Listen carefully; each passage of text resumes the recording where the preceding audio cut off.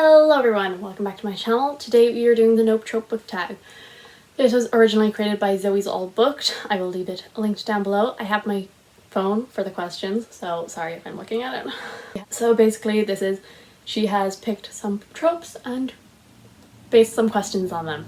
So the first question is eavesdropping with miscommunication, which is a trope I don't think anyone likes. Like, even though, like, eavesdropping, I totally get it because I'm a bit nosy. But the question that goes with it is, name a book you heard great things about and expected to love but ended up hating. And the book I chose for this is Leah On the Offbeat by Becky Albertalli. I didn't like this at all. The more that time goes on, the more I hate it. Because I enjoyed the Love, Simon movie, and I enjoyed the Simon Versus book. I didn't love that either, but I'd heard some really great things about Leah On the Offbeat, and I was really excited to try it, but I ended up hating this so much. Actually, when I first finished it, I was like, yeah, that's cute, and I think I gave it about a 4-star maybe, or maybe a 3-star, and then the more it sat with me, the more I hated it, and the more I was like, no. So this follows Leah. She's one of Simon's best friends and she's bisexual, and even though her friend is openly gay, she doesn't really know how to tell anyone that she is bi.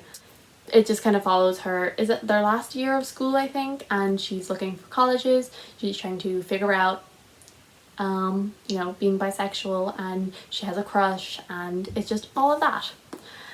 And I didn't enjoy it, and the big part of this is there is a part in it where I'm trying to keep it vague for spoiler reasons, but there's a character and they are trying to figure out their sexuality and they don't know, and they're trying to let this out to Leah, but they don't really know how to say it. And this character is like, I think I might be a bit bi, and instead of Leah helping this person try and figure out their sexuality, or just be like, you don't have to choose a label, you don't have to try and fit into a box, take your time figuring it out. Like, she snaps at this character and is like, you can't just be a bit bi, you either are or aren't, and it's so horrible. And Leah as a character, she's horrible. She is the worst main character I have ever read about. I have no sympathy for her whatsoever. And she blames any horrible thing she does on, oh, I'm just a Slytherin. And I'm like, no, you're an ass. And yeah, so unlikable. So unlikable. The only character I like from either of those books, to be honest, is Abby. She is lovely. She deserves the best. Question number 2 is love triangles, which, name a series where you can't pick your favorite book, and I have chosen the perfect book to represent love triangles. The perfect love triangle, the Infernal Devices. I didn't bother bringing all 3 books over, but I can't choose a favorite between these. I love them all so much. They follow Tessa Gray as she arrives in Victorian London and she discovers she has shape-shifting abilities, and she kind of gets dragged into some Shadowhunter messiness. I love this series so much. I love the characters and I cannot choose a favorite. I love it so much. Question number 3. Not like other girls / didn't know I'm beautiful. I like this if it's done in a certain way. I don't like it if it involves girl hate, because girl hate is not cool. Name a book that had a pretty cover but was boring as all hell. For this, it's not boring as all hell, but I found it pretty boring. I'm going with The Cruel Prince by Holly Black. I don't really love this story at all. I do think The Wicked King has the better cover, but it's not as boring as this one, so I couldn't choose it. But even this, I do love the cover.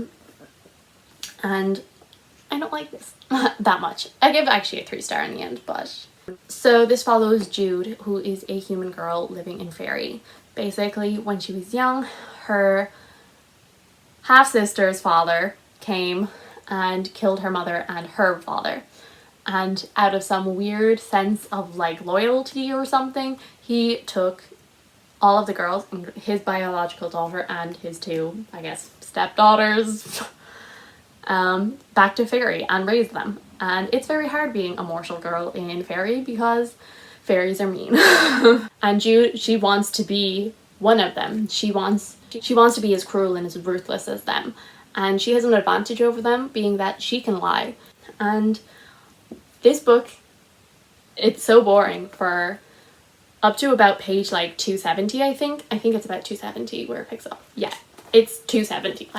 Like that last bit, that's actually really interesting, but this whole bit, so boring, so boring, so boring.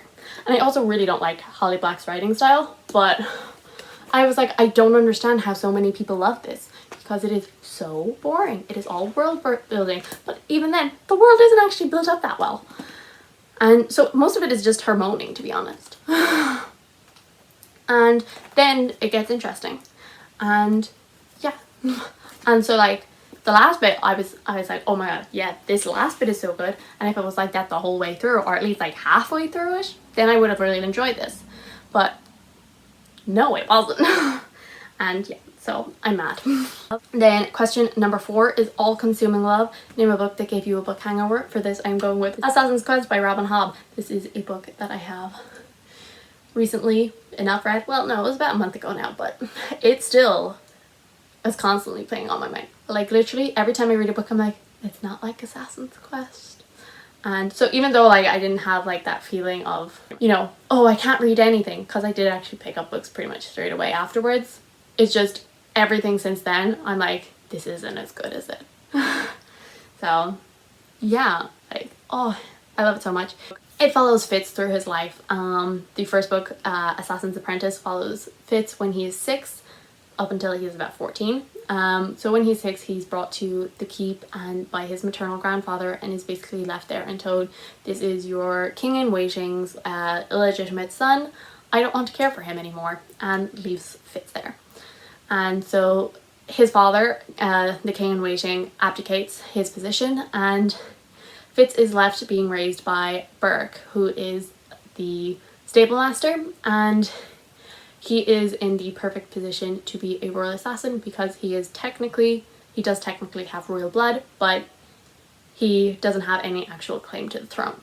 So he's in the perfect position to be able to get into high places without raising suspicion, but also not being able to claim the throne. So I love it so much. It is so good. Read it, read it, read it. The series is pretty big, but still read it. Number 5 is Douchebag Boyfriend. Does anyone like that? Not really. And it's name a book that took you a while to get into, but you ended up loving. And for this, I am going to go with Six of Crows by Leigh Bardugo. I've actually reread it recently, and even the second time it actually took me a little bit to get into it, but the first time it took me a good while to get into it. I was like, oh, I'm not sure will I enjoy this, because it was just, I just wasn't connecting to it. And I don't even know when it happened, but all of a sudden I was just loving it, and I was just speeding through it. It is so good. It follows 6 misfits as they try and do an incredible and impossible heist. They're led by Kaz Brecker, and they've been offered a large amount of money for this, and it's just kind of a character, it is a heist story, but it really is just like a character study. So, and I really love this series, and it's crazy to think that it did take me a while to get into because of how much I ended up loving it. And even the second time that I read it, it did take me a small bit to get into it again, but once I did, it was great. Question number 6 is tell us your least favorite and your favorite tropes. I would just like to say friends to lovers and enemies to lovers, they can both be really good, and you shouldn't have to choose one. I am very specific about the way I like tropes done. Like, just like I said earlier, I don't mind not like other girls as long as it's done without girl hate. I don't mind enemies to lovers as long as it doesn't involve like really hard bullying and stuff, and like tormenting. Like, I kind of like when someone's like nearly like given a mission to kill them, and then, you know, then they're like, no, I kind of don't want to kill them. So to be honest, I don't hate any trope, because I believe if it is done right and it is done well, I can enjoy it. I will say that probably my least favorite one is love triangles, which is ironic because of how much I love the Infernal Devices, which is like one of the most iconic YA love triangles, which I do love that love triangle. But I read it in a time where I hadn't read a lot of them, but at this point I'm kind of just over them. Basically, any trope can be good if you make a twist on it or you write it well. That's kind of my take on it. So Thank you guys so much for watching this. I do hope you enjoyed this awkward attempt at a video. If you did, subscribe, and I'll see you all in the next one. Bye.